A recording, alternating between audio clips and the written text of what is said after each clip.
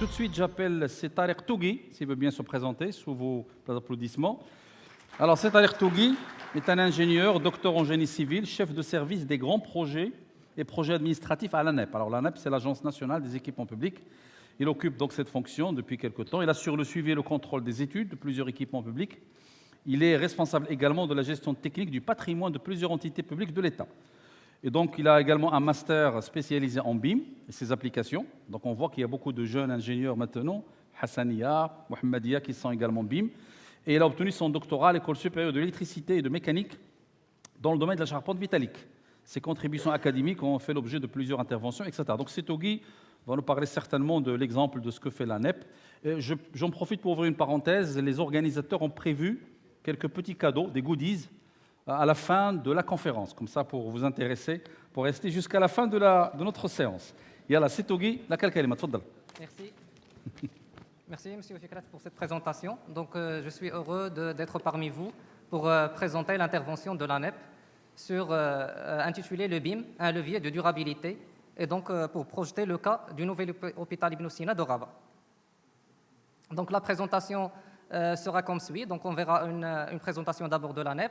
Après, on adoptera l'approche BIM, dans la définition, les niveaux de maturité et les dimensions BIM.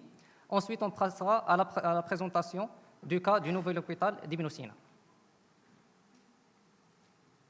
Donc, l'ANEP a commencé en tant que la direction des équipements publics en 1980, avant d'être créée en tant que l'ANEP en 2019. Donc, ça fait presque une quarantaine d'années, dans laquelle elle a su fidéliser plus de 60 maîtres d'ouvrage. Donc, en l'année 2024, on a eu plus que 4 717 projets avec un chiffre d'affaires de plus que 46 milliards de dirhams. Et je tiens à cette occasion pour dire déjà que sur le volet durabilité, on a un département de développement durable qui a fait plusieurs projets dans ce sens-là avec plusieurs entités publiques. Donc, concernant le BIM, déjà, vous avez eu un avant-goût dans les mots introductifs de cette matinée. Donc, on peut le définir selon la norme ISO 19650 qui a été déjà adoptée en tant que norme marocaine par l'utilisation d'une représentation numérique partagée d'un actif bâti pour faciliter les processus de conception, de construction et d'exploitation et former ainsi une base fiable permettant les prises de décision. Donc, il ne s'agit pas juste d'un logiciel ou bien d'une représentation tridimensionnelle, mais c'est plutôt un processus et donc une manière de travail collaborative. Donc déjà, on voit sur la figure la présence un peu de l'économie circulaire, dont on a parlé aussi ce matin, pour effectivement avoir le mieux de l'acte de bâtir pour nos projets. Donc concernant les niveaux, il y a plusieurs niveaux de maturité du BIM. D'abord, des niveaux où il n'y a pas encore de travail collaboratif, c'est le niveau 0 et le niveau 1.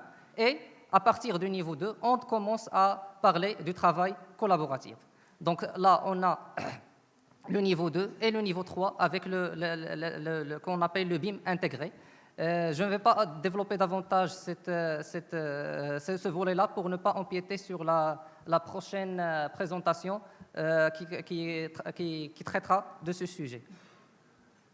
Donc, concernant les dimensions de BIM, il y en a plusieurs dimensions. D'abord, le bidimensionnel. Ensuite, on ajoute les 3 dimensions spatiales pour avoir une maquette 3D. Une autre dimension temporelle. Une 5e pour intégrer tout ce qui est en relation avec les estimations des coûts. Et une 6e dimension sur la durabilité. Et donc, c'est la dimension phare de cette journée où on peut intégrer des données énergétiques et environnementales comme les caractéristiques techniques et acoustiques des murs, les caractéristiques optiques des vitres, des caractéristiques techniques et de performance des équipements pour appréhender la question de durabilité dans nos projets. Bien sûr, il y a une 7e dimension liée à la gestion d'exploitation et maintenance pour boucler le cycle de vie du bâtiment.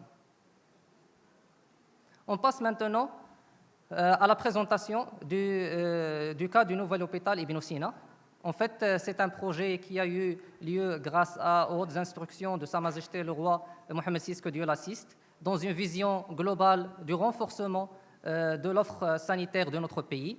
Et donc, il s'agit en fait d'une structure moderne de soins de santé qui se veut moderne de par son architecture et de par l'intégration de nouvelles technologies comme le BIM.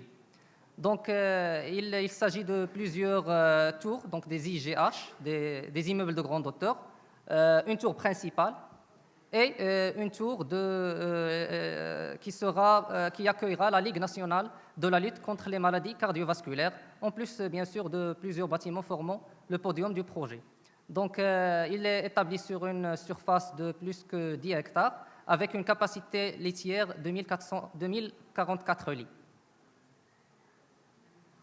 Donc, voilà des vues aériennes de la maquette numérique, bien sûr établie avec le BIM. Donc, le principe fonctionnel, comme j'ai dit, il y a une tour principale de 33 étages, une faille active, la peau bioclimatique, en fait, elle constitue la façade du projet, avec le plateau et les bâtiments constituant le podium du projet. Une approche environnementale, bien sûr, a été prise en compte dans ce projet.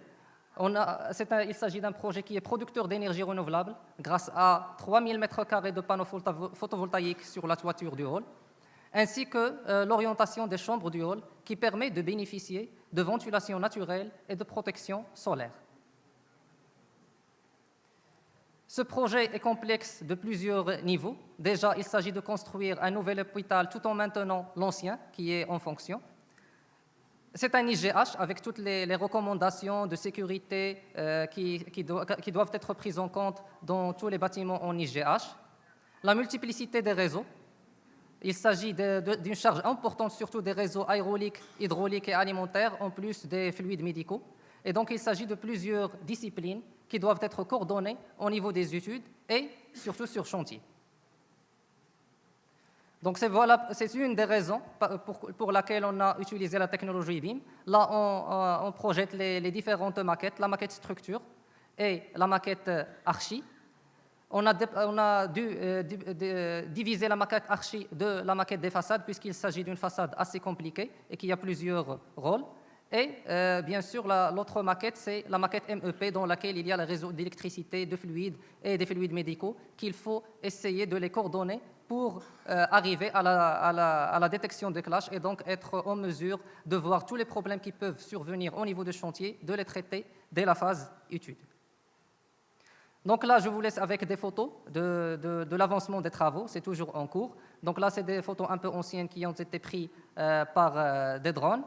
Et là, c'est des nouvelles photos d'avancement de travaux dans lesquelles on voit la partie de la façade bioclimatique qui est en train d'être mise en place.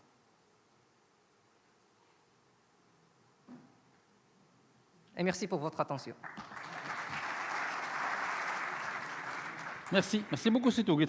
Vous avez fait l'économie de 3 minutes. Merci beaucoup. En tout cas, on reviendra tout à l'heure au niveau des débats.